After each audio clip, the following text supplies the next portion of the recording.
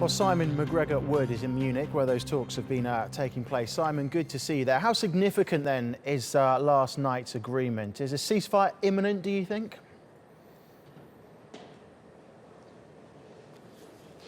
Well, there's no shortage of scepticism here about how difficult it will be to make this deal work. John Kerry, in one of his remarks late last night, made that very clear, that for the time being it remains a piece of paper with some well-intentioned words on it.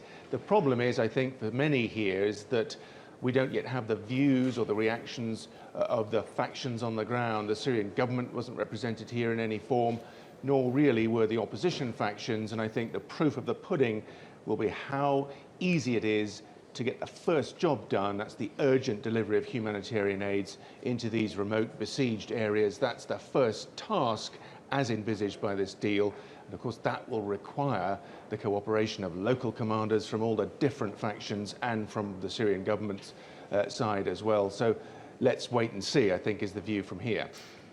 So what happens next then, Simon? Is this all laying the groundwork to try and kickstart those Geneva talks again?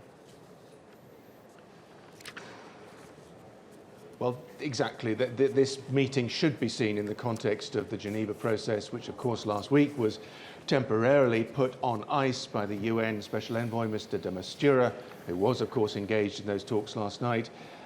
The idea is that this deal gains traction, fingers crossed. The parties to those talks will be invited back to Geneva to continue that political process.